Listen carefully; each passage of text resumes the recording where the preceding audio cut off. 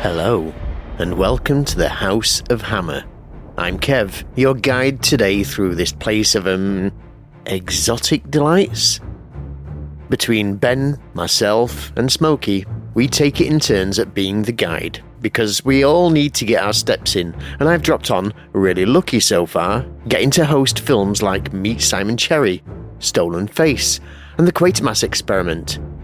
But this time, I've scored a blinder. The Curse of Frankenstein.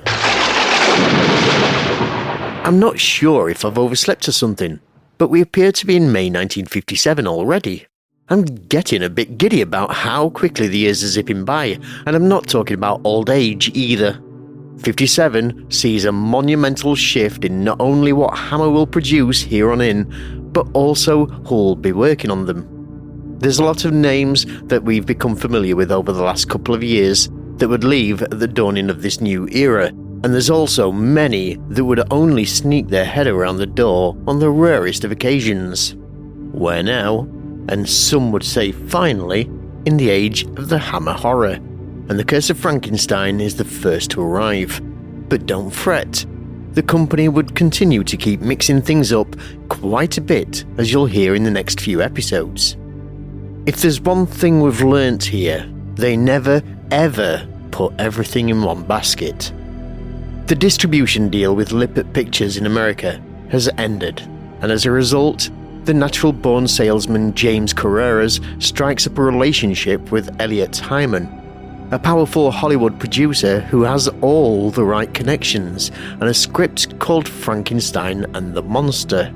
Although, even with the help of all the extra dollars this new contact could bring, Frankenstein and the Monster would still have been far too expensive to film. After all, Hammer weren't used to producing anything with a sizable budget, and as the original plan was to shoot in 3 weeks on black and white film in the back of Bray Studios, the company couldn't even make it viable if they tried. You'll hear more about Elliot Hyman as we go along, as his help, along with Warner Brothers, made a huge impact on what's still an independent family-owned film studio in a sleepy backwater village. The first fruits of this relationship bore an $8 million box office from a $70,000 budget, which really made the Americans sit up and take notice. The original outlay was to have been far less than this, and the shooting was to be done in less than 3 weeks on black and white film. With this in mind, the director, Terence Fisher, was exactly the man for the job. It's often been said that his style is anything but flashy, but as a people person, he knew exactly who to work with to get whatever the project was within or even less than the stated time and budget. After reading Jimmy Sangster's script that neatly sidestepped any lawsuits from Universal, Fisher had a feeling that this project had something special and convinced Anthony Hines and James Carreras to give him an unheard of 6 weeks to shoot. No mean feat, as both of the producers initially saw this as nothing different to what they've been doing so far. Universal had threatened Hammer with a lengthy spell in court if they so much as touched a hair on Jack Pierce's legendary flat head.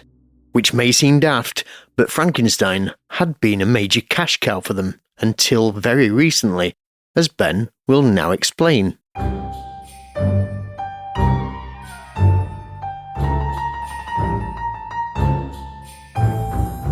As I'm sure you're aware, Hammer were not the first to adapt Mary Shelley's Gothic masterpiece for the big screen. But what you might not be aware of is that by the time The Curse of Frankenstein was released, Dr. F's monster had appeared on screen on 16 different occasions. So if anyone tries to tell you that rehashing the same old bilge time and time again is a modern phenomenon, you can tell them to put down those Fast and Furious and Resident Evil box sets whilst you give them a little history lesson, because I'm here to take you through the pre-Hammer Frankensteins. I've even watched them. Well, most of them. There's only so many Frankensteins one man can take, and I do have a life outside of this podcast, you know. We begin in 1910 with an American short silent film titled Frankenstein, produced by Edison Studios and directed by J. Searle Dawley.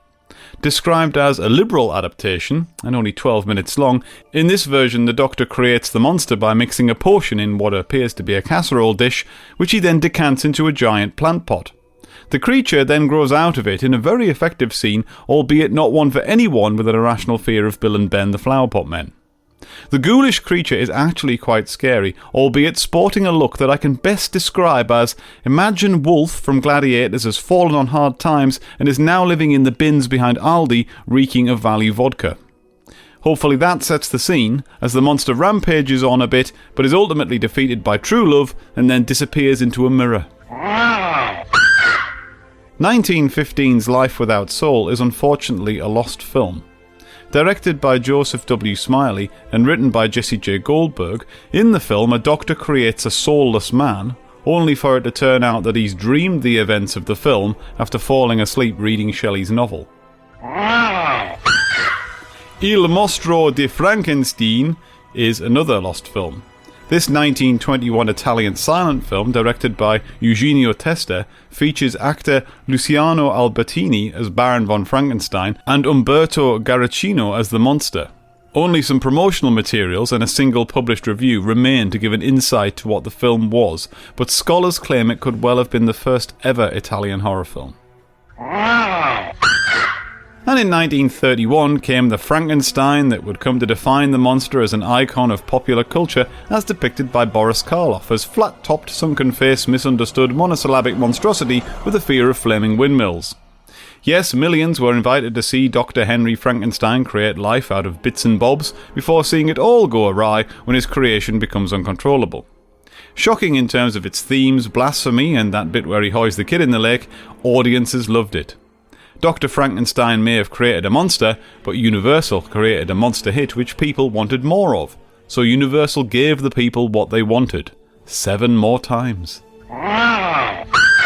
In 1935 came the direct sequel Bride of Frankenstein, where Karloff's monster would be joined by Elsa Lanchester in the dual role of Mary Shelley and the titular bride, sporting a haircut that makes it look like she's been hit with a Dick Barton death ray. Despite being flaming windmilled to death in the first film, the monster has survived, and also enjoying a surprise undeadening is Henry Frankenstein. And when he's better, he's coaxed into helping Dr. Septimus Pretorius create a mate for Dr. F's original monstrosity. To cut a long story short, they create her, but she doesn't fancy the monster much, so it's a bit of a non-starter. The monster, despite having learned some manners and how to enjoy a smoke, is devastated at being unable to romance even a newly undead woman comprised of severed body parts, so decides to suicide himself and his would-be mate by collapsing Henry's laboratory on top of them both. Between 1933 and 1938, the monster made an appearance in 4 cartoon shorts. Disney's Mickey's Gala premiere in 1933, Toyland premiere in 1934, Looney Tunes Hollywood Capers in 1935, and Warner Brothers' Have You Got Any Castles in 1938. In 1939 came Son of Frankenstein, again starring Boris Karloff as the monster, joined this time by Bela Lugosi as the scheming Igor and Basil Rathbone as Baron Wolf von Frankenstein, son of Henry Frankenstein. This movie is set after Henry Frankenstein's death, with Wolf, accompanied by his wife and son, arriving in the village to move into the family castle which has remained empty for years. Fearing that the son will carry on the father's work and bring more horrors upon them, the village folk are fearful. And they're right to be so, because the monster is still alive, albeit in a coma. Aided by the seemingly unkillable Igor, who was hanged for grave robbing but survived, albeit with a broken neck, the monster is revived and then goes on a killing spree, as directed by Igor, who can command the monster at will, with, and I'm not making this up, a weird magical trumpet.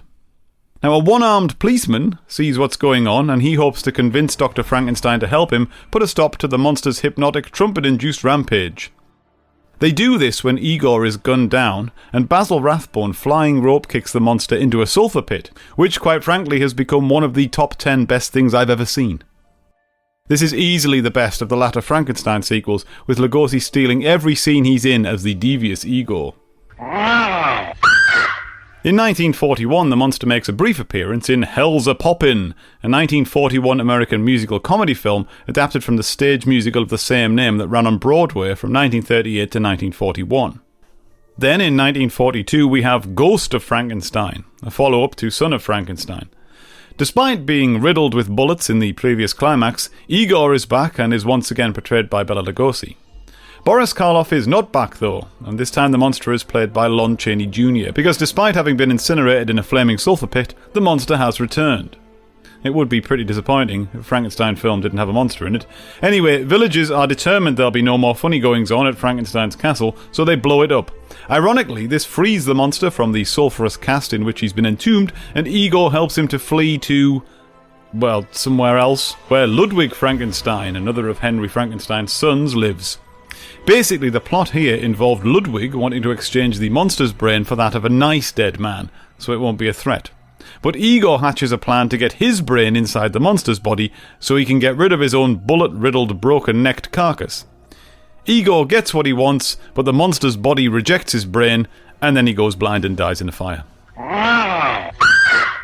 But of course, he doesn't die because he's back in 1943's Frankenstein Meets the Wolfman. And in a lovely piece of continuity, it's actually Lugosi playing the monster this time, with Lon Chaney Jr. as Larry the werewolf. Now, for those of you keeping score at home, here's another cinematic resurrection, as the Wolfman was actually killed at the end of the 1941 movie of the same name, having been bludgeoned to death by his own father with a silver-tipped walking stick. But he's back, and the monster is also revived, again, this time being found in a frozen ice chamber beneath the ruins of the castle. All you need to know here is that in the end, the monster and the Wolfman are swept away in a flood caused by one of the villagers dynamiting a nearby dam, having suffered one too many attacks by feral man-dogs or lumbering undeads. In 1944's House of Frankenstein, Boris Karloff is back, but not as the monster. Are you keeping up at home? Who is this time portrayed by Glenn Strange. This movie concerns Dr. Neiman, as played by Karloff, and his hunchbacked assistant Daniel, escaping from prison and exacting revenge on those that put them there. To do so, they use Count Dracula, whose skeleton they happen across by chance. Dracula is played here by John Carradine and is about as intimidating as a bus conductor. The first half of the film is more or less completely separate from the second half, where the monster and the Wolfman are again found entombed in ice beneath the castle. Long story short, there's to be more brain-swapping shenanigans in an attempt to cure Larry's Wolfman-ness, and there's an unfortunate love triangle. It all goes to pot when the Wolfman gets killed with a silver bullet and the villagers descend on the castle, again. My favourite scene involves the monster lobbing Daniel to his death out of a window, him landing at the feet of the onrushing villagers who then completely ignore him and continue on. This time the demise of the monster comes when he wanders into quicksand carrying Dr. Nyman and they both drown. But not really, as 1945's House of Dracula proves. The Wolfman was dead, but he got better, and the quicksand simply washed the monster into a cave where Dr. Franz Edelman ums and ahs about bringing him back to life before being turned into a vampire of sorts by Dracula, who's there, for some reason, quite bizarrely as he apparently wants to be cured of vampirism. The monster only actually comes to life right at the end of this tedious affair, then promptly perishes in a fire. Lucky sod. Speaking of which, finally we get to 1948's Abbott and Costello Meet Frankenstein. This also features Dracula, as portrayed this time by Bela Lugosi, and the Wolfman, once again played by Lon Chaney Jr. Here the titular duo are helping unload an exhibition of horror artifacts, including the bodies of both Dracula and Frankenstein's monster, when they get embroiled in a plot to bring the monster back to life using Lou Costello's brain. The Wolfman and Dracula end up going headlong off a cliff into the sea, and trust me, I'd have followed them if I could, and the monster this time suffers death by flaming pier. Or jetty. How long does a jetty have to be before it is classed as a pier, I wonder? Anyway, this film did well, and Abbott and Costello would go on to meet the Mummy, the Invisible Man, and Dr. Jekyll and Mr. Hyde. All the lads. As for the monster, as we know, no flaming pier-stroke jetty could hold him down for long. In this new phase, one of the main departures was Walter Jimmy Harvey, and as there was an opening for a new in-house director of photography, the position was filled by Jack Asher, who was very well known in the industry for his work on Reach for the Sky. Despite this being nowhere near a Hammer film, this Douglas Bader biopic is quite important as to how our favourite film studio would take shape. Anthony Nelson Keyes, its producer, joined Hammer and eventually brought a couple of his friends from it, the set designer Bernard Robinson and Jack. While I'm talking about him, Our Hammer hero framed portrait for this episode goes to the new resident director of photography. Born in March 1916, this son of vaudevillians began his film career as a camera operator in 1940 on Conquest of the Air, which gave him a regular posting at Gainsborough. There, he worked on Fanny by Gaslight, Love Story, The Magic Bow, and Jassy. Soon after, he made the jump to lighting cameraman, making his debut with Easy Money and eventually ending up working with Terence Fisher on The Astonished Heart. When Gainsborough closed, Asher was well established and went on to work on high-profile pictures through the early 50s until Reach for the Sky. Asher's artistic shot framing and rich colour work on The Curse of Frankenstein and the following Hammer Gothics earned him the most plaudits, Dracula in particular, where Film Bulletin said the Jack Asher photography is full of foreboding atmosphere. When he worked on The Mummy, Christopher Lee rated it as the most beautiful looking film that Hammer ever made. Unfortunately, Asher's meticulous methods were at odds with Hammer's tight schedules, and he was gradually phased out as the studio's chief cameraman, but not before filming some of the most successful and memorable films in their history.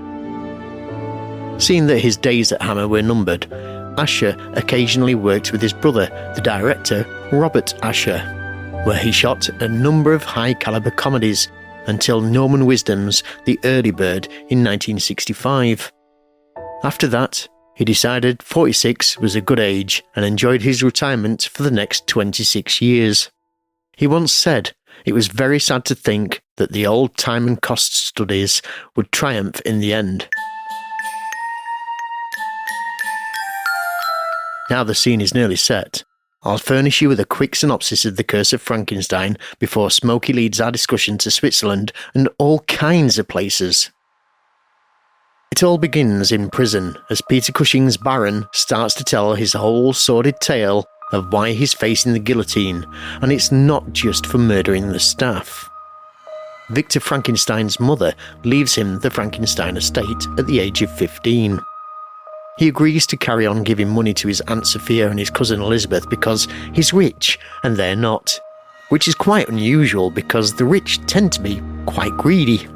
He also hires Professor Paul Kremper to tutor him, and after 2 years of intense study, the two begin collaborating on experiments because science has to science. After they bring a dead puppy back to life, Victor now wants to see if he can now create life from scratch and goes body part shopping all over the place. While he's on the lookout for a bargain on some hands, Victor's fiancée, his now grown-up cousin Elizabeth, comes to live with them without ever knowing what's going on in the lab or the servants' quarters with the lovely Justine. Speaking of the lab, thanks to the literal bumping off of a professor for his brain, Frankenstein's creature is complete, but the bumping has left some permanent damage, and the creature now simply looks baffled at everything as he sneaks out for a bit of murdering in the woods. Paul and Victor stop the creature with a bullet in the eye and death, and while Paul's away, Victor brings the creature back to life because he can. This comes in quite handy when the lovely Justine becomes pregnant and threatens to tell the authorities. Not about the baby, silly. The one-eyed man thing in the cellar. It doesn't end well for Justine as she becomes the roommate of the one-eyed man thing in the cellar for a very short time. Paul comes back and eventually he threatens to report Victor to the authorities as well, while the creature escapes again. This time, it's up to the roof with Elizabeth, and rather than kill old One Eye, Victor shoots Elizabeth, and then throws an oil lamp at it instead, causing it to accidentally fall through a skylight into a vat of acid. This, of course, destroys all the evidence. Then it's back to the prison, and the priest thinks Victor is quite mad, and when Paul visits, it just makes things worse. Paul and Elizabeth eventually leave to live happily ever after, safe in thinking that Victor won't. Or will he? More than 100 years ago, in a mountain village in Switzerland, lived a man whose strange experiments with the dead have since become legend. The legend is still told with horror the world over. It is the legend of The Curse of Frankenstein. Now, what I really like about that is it's twofold. One, it establishes that for once, this is a Hammer offering that's set in the past. And I think I'm right in saying that other than Men of Sherwood, everything else has been contemporary or nigh on contemporary. Yep. Possibly, actually happens. Mary Celeste is another example, actually. But in the heavy noir world that we've come through, we're mostly sort of used to where things being set now. But the other thing I really like is basically saying this is shorthand for remember Frankenstein? Terrifying, isn't it? I know you've seen it before, but it's great. So let's watch it again. It's also a sly little way of saying exactly what you said there. Remember Frankenstein? Well, forget that one. This is back. This one in Pog form. Yeah, but no, it's kind of like forget Universal, here's Hammer. Yeah, basically. Absolutely. It's a very subtle way of doing that, I think. Yeah, well, first off, they actually place it in a real place. They say Switzerland straight off, whereas the Universal one, it's kind of, meh. Yeah, it's quite nondescript. Yeah, it's America's version of Europe, where you've got villages running around with pitchforks and a castle and then a car park. They had money. Couldn't do it in this one. I mean, of course, we should first point out that not only is this the first appearance for Messrs. Cushing and Lee for Hammer, but the first time they ever met, but shared a screen, I should say. But I just want to ask you guys a very quick question, which I meant to tell you off air and I forgot, sorry. But is the fact that not only is this the first time for Christopher Lee, but it could have been very different in the fact that the two choices were either Christopher Lee or Bernard Bresslaw. Now, as much as we have enjoyed Mr. Breslaw's output in the Hammer films we've seen, and obviously the Carry On films as well, apparently his demand was £10 to star in this film, and Christopher Lee was £8 to star in this film. I just want to ask, is that the best saving of £2 ever in cinematic history? I think that the moral is being a tight get will get you everywhere. Well, sorry, hang on. Will it, Kev? Hey! Wow. Sorry. I'm not doing too bad. I'm not 6'5". That's the only difference. Yeah, but Christopher Lee doesn't have your moustache. No, I thought that bit of that nugget of trivia is absolutely wonderful. It's fantastic. Yeah. So let's just dive straight into it, then, my friends. So we're properly and firmly in Hammer horror territory. Good to be here. Absolutely. Inglorious Hammerscope as well. Oh, yes. Yeah. We've paid our dues to get this far, I think it's fair to say. Yes, River Patrol we have. Break the circle. Yeah, well, yeah, that's true. But I mean, it's kind of nice, though, that something that struck me straight away was that, yes, of course, we're straight up properly into Hammer horror. But it's nice that there's still some remnants of the things we've had before.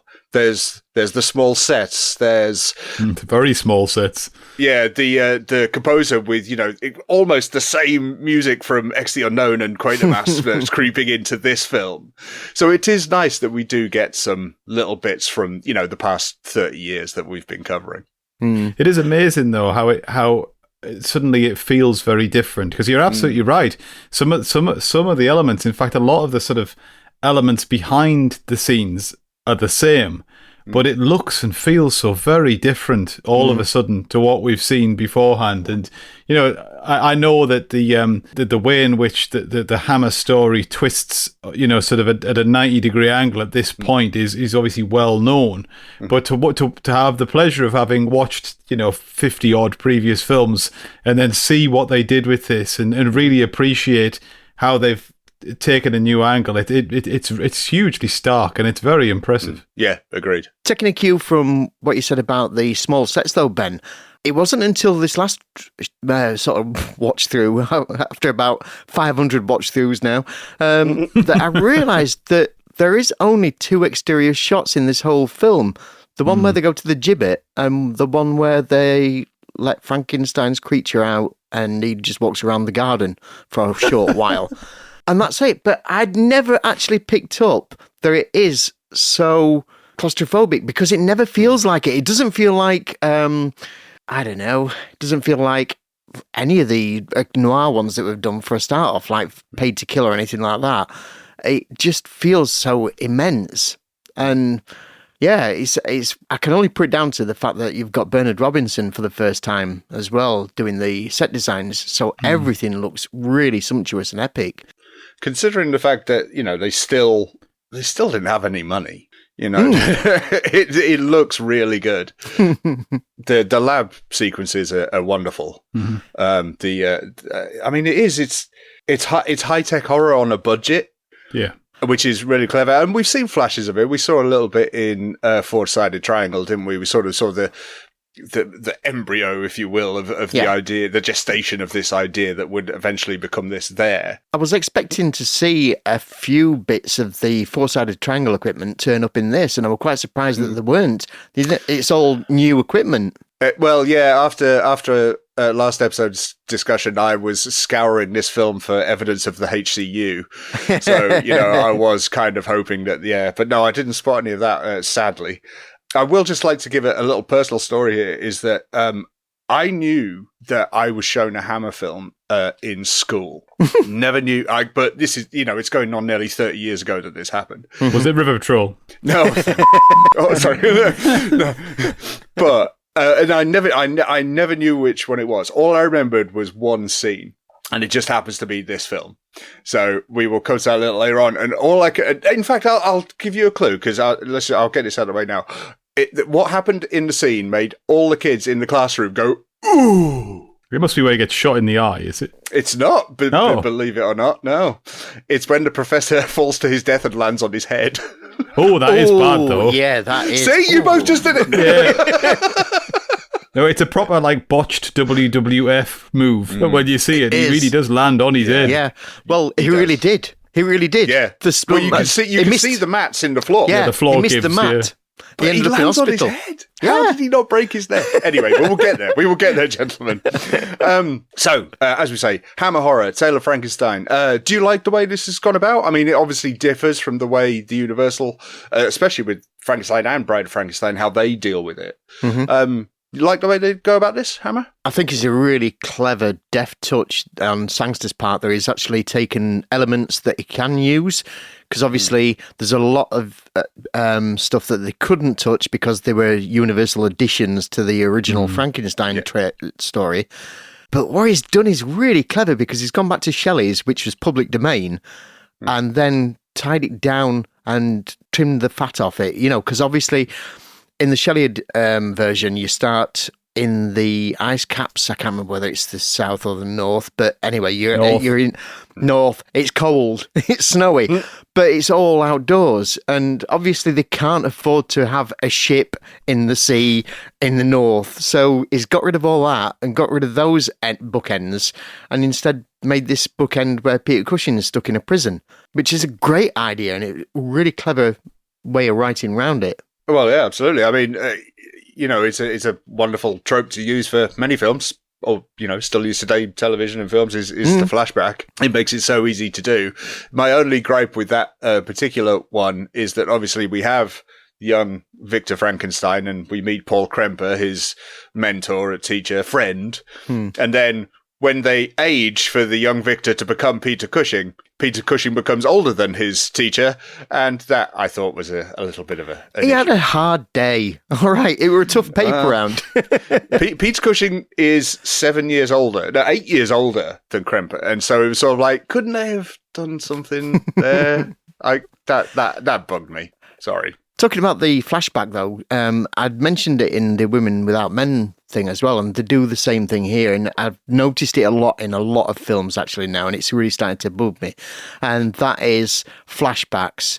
If a film is made in flashback, you've got to then suppose that any scene where your lead character who is telling the flashback isn't involved, then it is just supposition, and as you've got a lead character in this that is at the best unreliable, you've only got to imagine what happened, because this is not the talented Mr. Ripley at all, is it? You've not got Peter Cushing everywhere, which is a shame. No, he's not in every scene, No, so there's hundreds of movies like that, and it does frustrate me a little bit. Yeah, I mean, for me, going back to your original question, Smokes, about how effective I think it is, I think it's great. I mean, it's nice to see Dr. Frankenstein as the villain, so that's a marked shift, really, from the other interpretations thus far. is that, here we have a mad scientist who gets to play the part of villain and go full rogue towards the end, which is absolutely fantastic. So no, I really like that. I really like the setup and the framing device, that sort of the look back at what I've done, and then that hint of almost was it all in his mind at the end, if you want to read it like that. I know that this film goes on to have 6 sequels, but if we just ignore that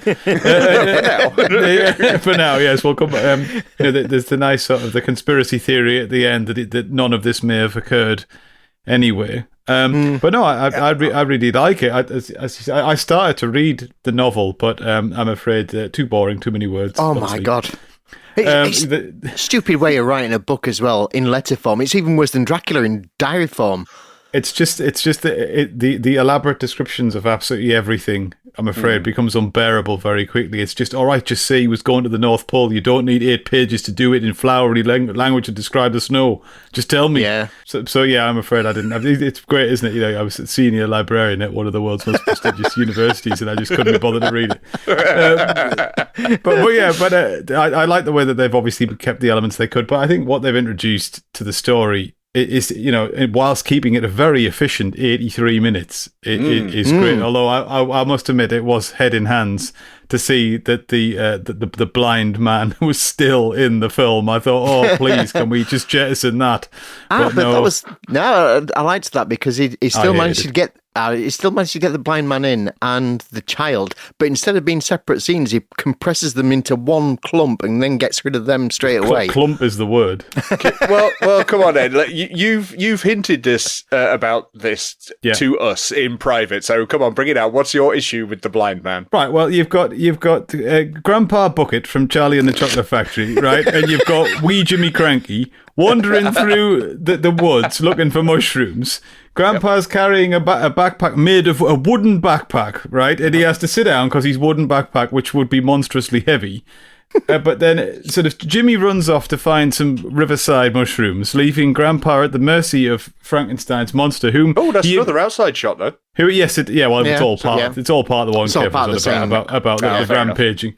And then sort of the monster turns up, and immediately Grandpa Bucket knows it's a monster somehow, even though he can't see. And it snaps his cane and looms over him. But there's no payoff. We don't get to see him mangled or hurled into a tree or, impaled, and we don't get to see Wee Jimmy Cranky, destroyed.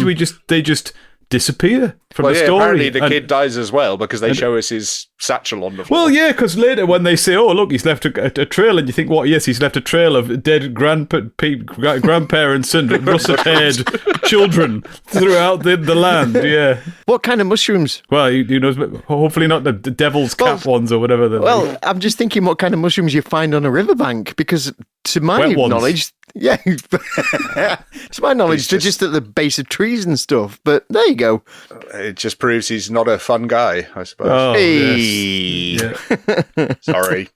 Yeah. No, I mean, I get that, though. But I mean, I suppose we've got to lump it in with, as we say, it may be outside, but it's still a small set, and they still didn't have any money.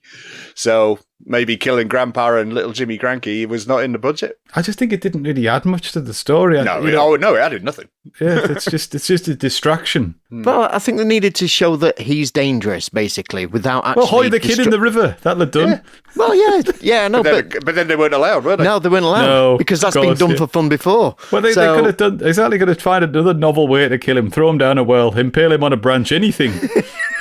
Give him a poison mushroom. Exactly. Eat that. Pull his head off. I'd have gone for that. Again, not in the budget.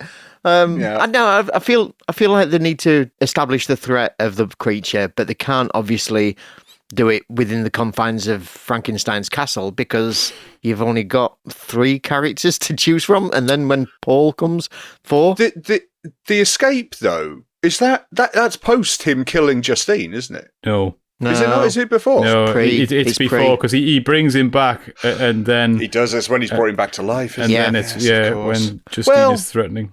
Well, maybe that's it then. Maybe they knew the killing of Justine was their big sort of horror moment of showing him being a killer. So we needed to know that he would kill on demand. Yeah, On a whim. So, Yeah. if we're giving it a buy, Frankenstein knew that he'd killed the old man and the little boy. And then when Justine was snooping around on him, he was like, oh, well, he's going to do her in as well then. Job done. Yeah, it's Chekhov's monster. It is Chekhov's monster, yeah. Yeah, can we also point out the fact that it doesn't get mentioned in the film really at all, is that not only does he get the monster to kill his mistress, he gets it to kill his unborn child as well.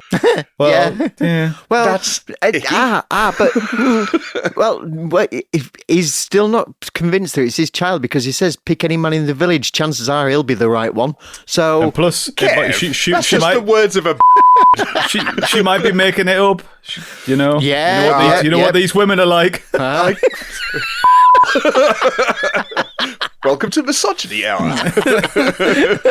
yeah, the Curse of Frankenstein. Yeah, well, yeah, pretty much. Actually, I correct me if you think I'm being a little harsh here, but we have Valerie Gaunt playing Justine, and then the two main female lead characters. Then we have Hazel Court playing Elizabeth. I thought that Hazel Court was kind of given quite a thankless task in this. I mean, she kind of just has to play pretty much a bit of a wet blanket all the way through, whereas Valerie Gaunt got more of a meaty role.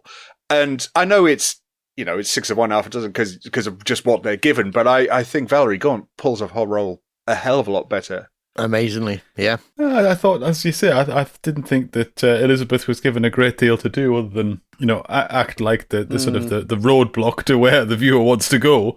But I thought she did okay. She did really well at wearing a succession of dresses that were lower and lower cut, which I quite enjoyed. Well, we are officially now in, blood and boobs territory, aren't we, for Hammer? So. Yeah. And I plan to thoroughly enjoy it.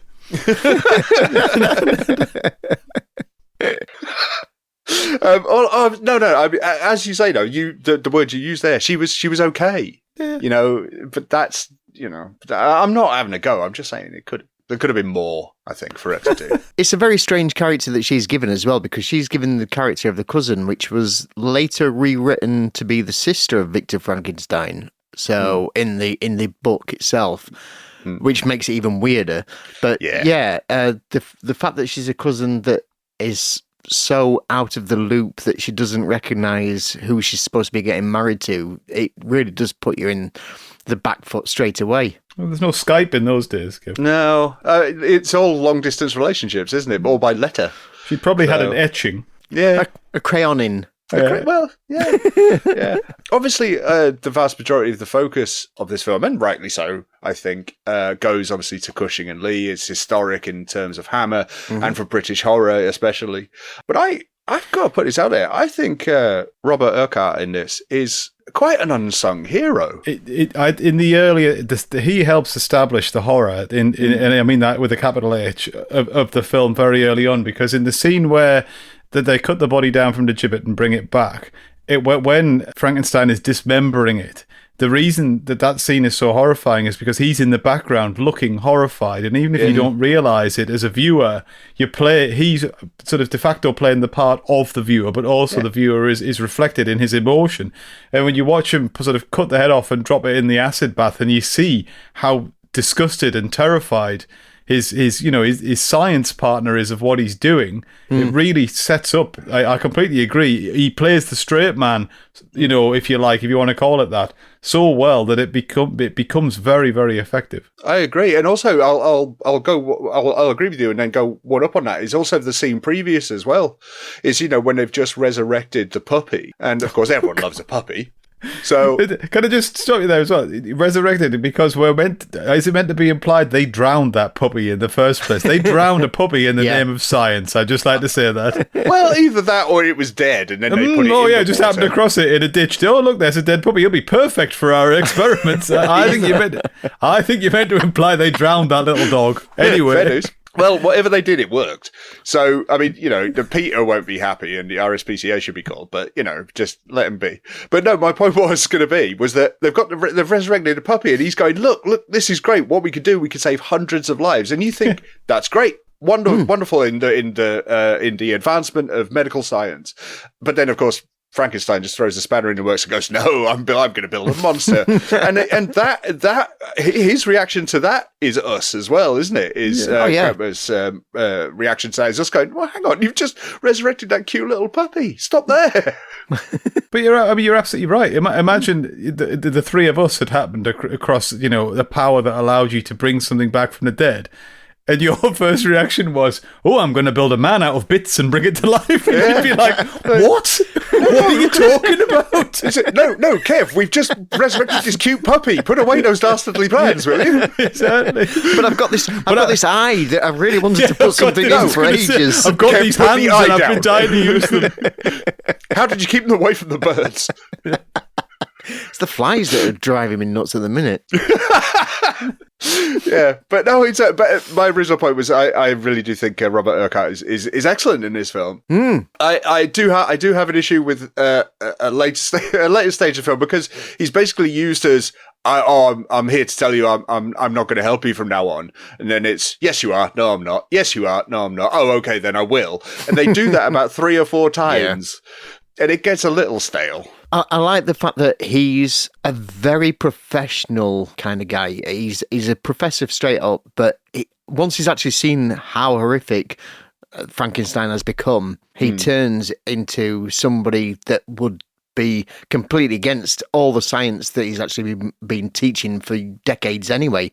And it tries to protect Elizabeth. And he goes against all that he's actually been teaching for decades, and he's trying desperately to get people out of the castle, get away from Frankenstein. So, yeah, I can see why he's actually trying to lead Frankenstein a bit of a merry dance. Is buying time, basically, for everybody else. I think one of my few criticisms, and I have very few criticisms of this film because I love it, but it is that the relationships between Victor, Elizabeth, and Paul could be more nuanced. I think there was a love triangle that wasn't written there that could easily, even within the scenes and the time that we have, could have been written to make it more apparent maybe what some of Paul's motivations were apart from his sort of horror at the science that's being misused. And I also think it might have made the scenes or the plot with Justine make slightly more sense if you had her as the sort of if you want the fourth side of the triangle. When it came HCU. Well, yes, indeed. Well, just because the whole plot of Victor having an affair with his own maid, you just think, mate, it's there's nothing to stop you. This is like obviously been going on for years before your cousin showed up. So if you want to be with her, why don't you just do it? Who's going to tell you not to? It didn't really make a great deal of sense. Until there's obviously the scene where she started saying, "Oh, by the way, I know what you've been doing up there, and I'm pregnant, and I'm ruining everything," So that made sense at that point. Yeah. Before I want to go through some of our favorite parts of this before we move on, but something I just wanted to something that occurred to me while I was watching this, was that how similar this is in plot and set pieces and whatnot to a film that came out just a year later, which was The Fly with Vincent Price. Oh, yeah, of course. If you sort of the set pieces and the nuance and the plot devices of this film bear a lot of striking resemblances to it. I just didn't know. Am I way off mark now, or am I? I think that the fundamental sort of sci-fi horror principles behind them are virtually identical. If somebody has too much, abuses or sort of fails to rein in sort of their want for power, using something that we all know deep down in our soul you shouldn't probably really do because it's only going to, like Paul says in this, verbatim he says, because it can only lead to evil. And, as they always do, these things, don't they? Yeah, it just struck me while I was watching it. I mean, as you said, there's the sort of the possible love triangle angle, the small child a little bit always, put in peril, the mad genius locked away all the time and no one's allowed to enter type thing. And it's just sort of like, I was just watching it going, it actually just made me want to watch The Fly again. Double bill. I think we should double bill it sometime. Yeah. Let's go through some of our favourite scenes, shall we? I'm sure you have some. For me, it has to be the scene where, as we just alluded to, the getting rid of the help in a gloriously sadistic way, where she's actually holed up with the creature and he basically locks the door and throws away the key with a kind of a kind of look on his face, which is beautiful. And then straight afterwards, it's him and Elizabeth at breakfast, and he just says, "Pass the marmalade." Pass the marmalade. That's such a cold, psychopathic man. He's fantastic. He's such a delicious villain in this. He's brilliant. Yeah, he is. I do love the fact that Pass the Marmalade entered into Hammer's lexicon when they had a big scare and then a calm moment afterwards was the marmalade moment, which I think is wonderful, that it just kind of lived on after that. It's like the Val Lupton bus. It really is. It's Hammer's version of the bus. Yeah. I would just like to add something to stick with misogyny hour, is that scene. And it's, she's looking for dirt on Frankenstein, but what distracts her is the cute, fluffy animals. So just that's what distracts a lady before she meets her doom. Yeah. Well, there's no puppy. Well, yeah, where did the puppy go? What happened to the puppy? Yeah. They redrowned it in the name of science. No, 30 years later, it turned up as Cujo. This time they put it in a bag and it didn't. It was too successful. You never see Frankenstein's monster's feet. Maybe he's got paws. So it is like The Fly. They put him in a teleporter. He ended up with dog paws. I like it. Ben, how about a favourite scene from you, my friend? I think I've already alluded to it, but I think that the scene where they're out after him and they shoot him, I just think is really, really good. I think it's really shocking. It's also, I didn't, on first viewing, I didn't expect that to happen. Because I thought the pursuit, I didn't think that there was going to be a bit where they kill the monster and then bring it back to life again. So I was quite, shocked when they shot it dead. And I thought it was, in terms of gore, it was really effective. I thought they got away with a lot in front of the censors to be able to not just imply, but, show that the monster had been shot to death through the eye, in the face, with blood streaming down through his fingers.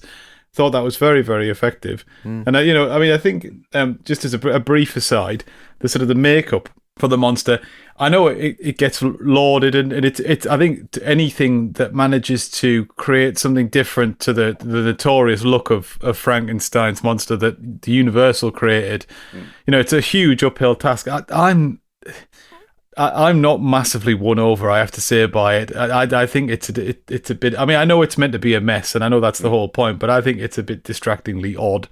But I do enjoy the irony of sort of what he says early on about how he's going to create a beautiful body and a beautiful face and hands, and then he gets it's like me saying I'm going to build a house, and then you come around my house, and what have I got? 3 sticks lent against another stick.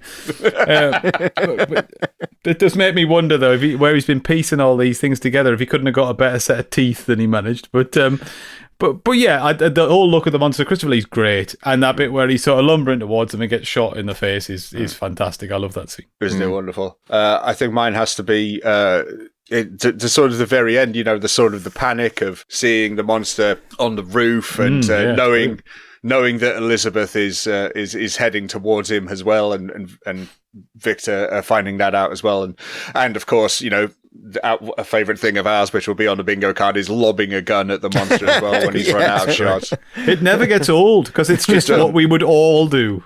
Yeah, but I have to say my favourite moment is a bit that I found so wonderful but so ludicrous that it made me laugh on each occasion that I've watched this film in the last week, is that Victor and Paul are practically having a fight outside, and Paul's just saying, right, that's it, I've had enough, I'm going to go into the nondescript, non-scene village to get the non-scene locals to come and help.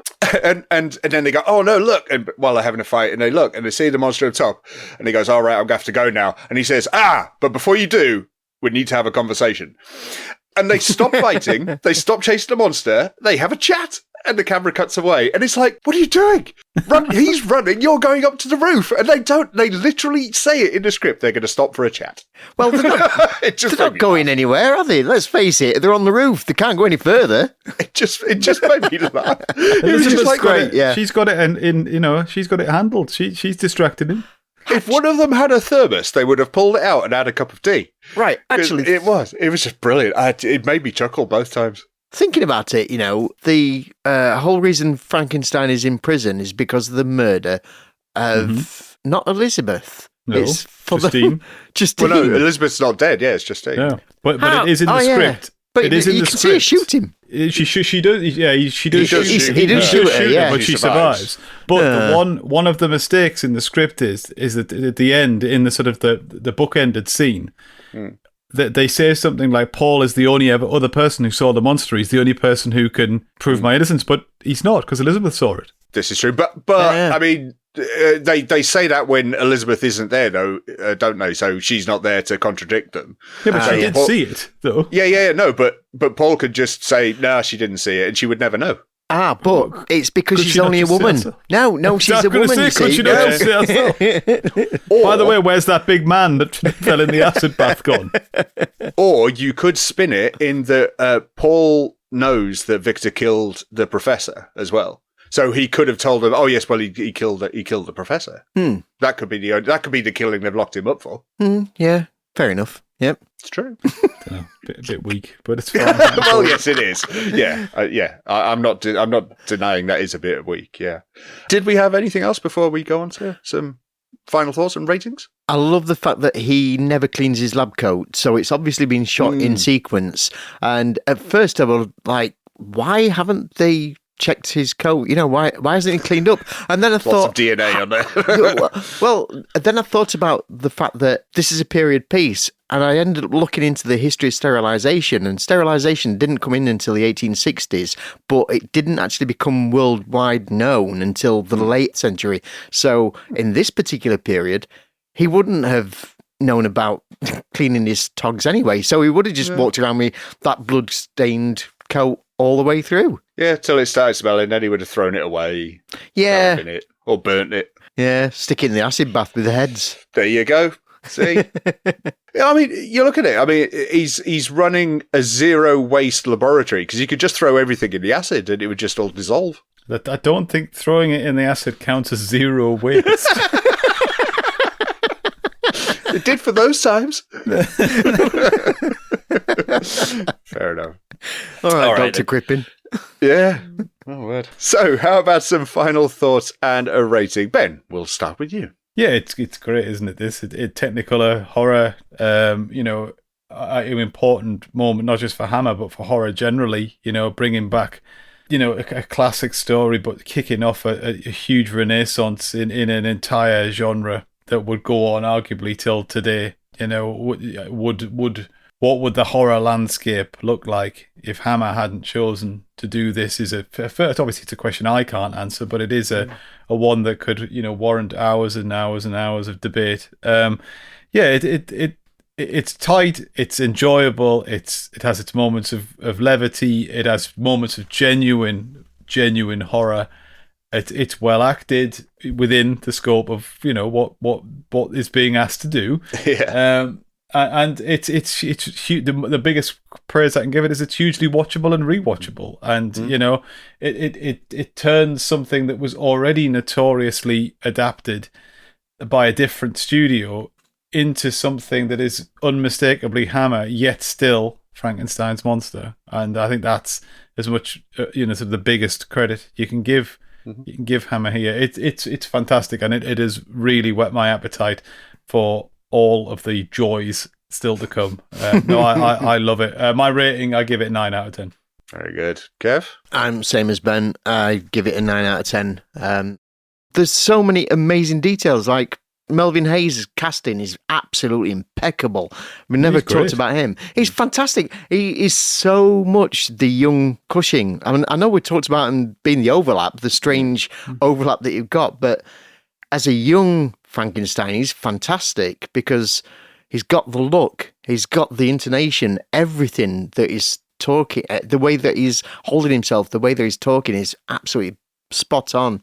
So, yeah. And then to leave it where you don't actually see Frankenstein go to the gallows. You don't see him go to the guillotine, sorry. You see the guillotine getting raised up.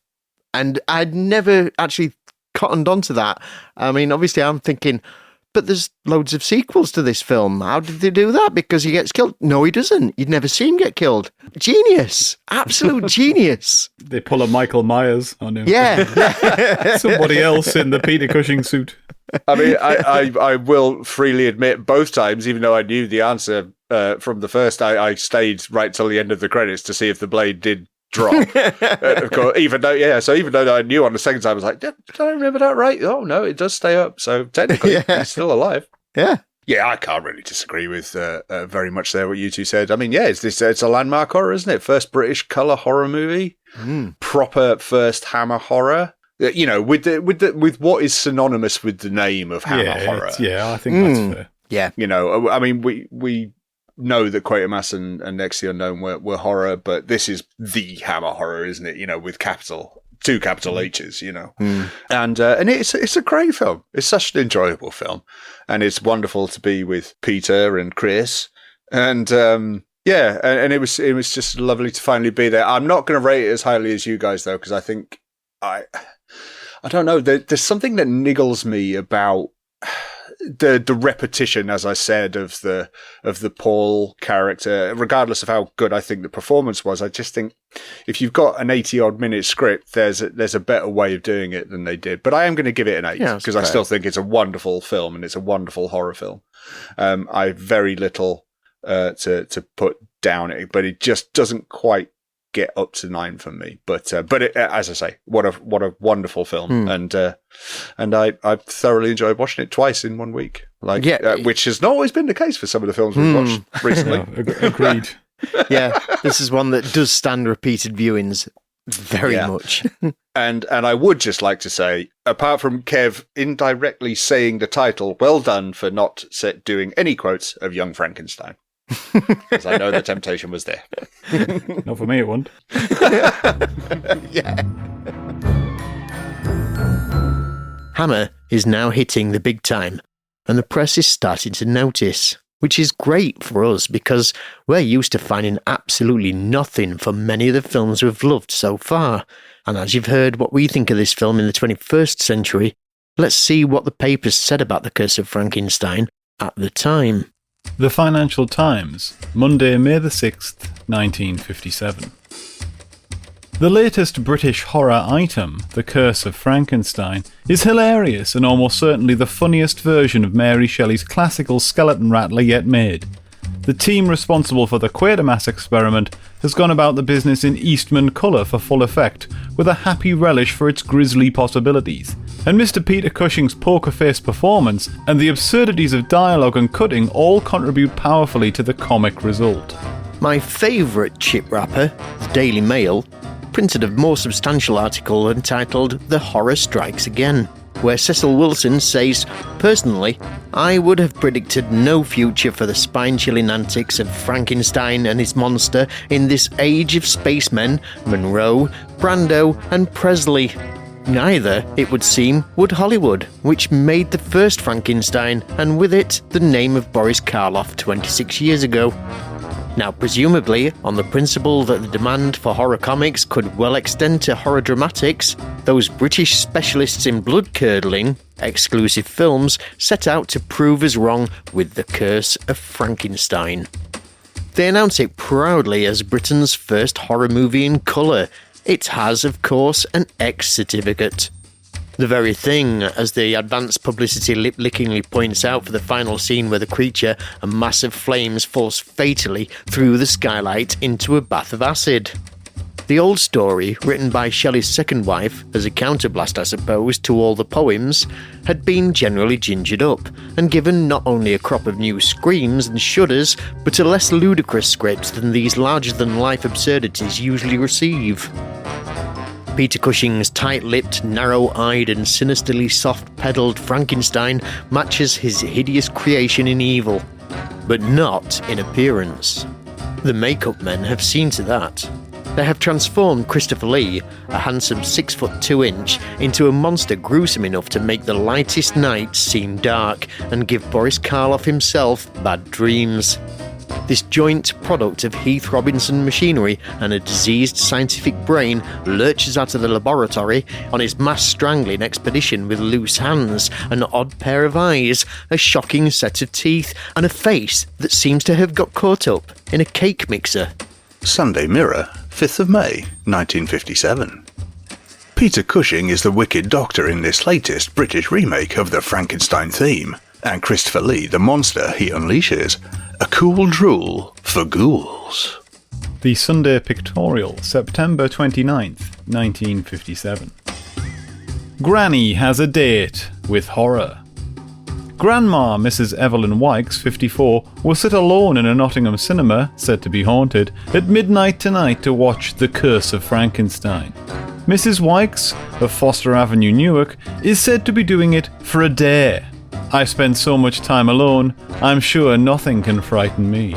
In a quick roundup, the Illustrated London News simply says, this squeezes the last drops out of Mary Shelley's old lemon of a horror story. The Times, 6th of May, 1957. In general, the film is very much what might be expected. It tries hard in a ghoulish way, and certainly brings off a shot or two, which startles, and so does the glorious pathos of the dialogue. Mr. Peter Cushing gives a dedicated air to Frankenstein, who, poor chap, at times seems sinister against his will. Mr. Robert Urquhart makes a breezy extrovert of Paul, a man who should never have spent his time cutting down hanged highwaymen or messing about in Heath Robinson laboratories that are clearly up to no good. While Miss Hazel Court is nicely ninny-ish as the heroine. Mr. Christopher Lee follows in the dread unnatural footsteps of such actors as Boris Karloff and Lugosi, yet manages to give his creature a measure of originality. Not a film for the nervous, nor for that matter for those without a morbid taste for the revolting, and who feel that the world has supped full enough of horror without having more, in colour, thrust down their throats for a wide release. There you go. The Curse of Frankenstein. A film packed with firsts, and if this is your first time here at the House of Hammer, we hope you've enjoyed the visit, and if you want to have a look through the other rooms, there's another 51 of them already open. There's also the hidden room that's stacked floor to ceiling with piles of extra goodies for you to dive into, but for that, you'd need to head over to our Patreon page for the key. There's a link tree in our show notes for that also has all the ways you can contact us without cracking the old seance kit out too. Again, thanks for all the wonderful reviews and ratings on the iTunes. It always helps in spreading the love. In our next episode, Smokey has a very pointy thing pointing at us as we're whisked off to Tunisia. Until then, it's cheerio. From me, Ben Tillison. From me, Smokey. And me, the Curse of Kevinstein.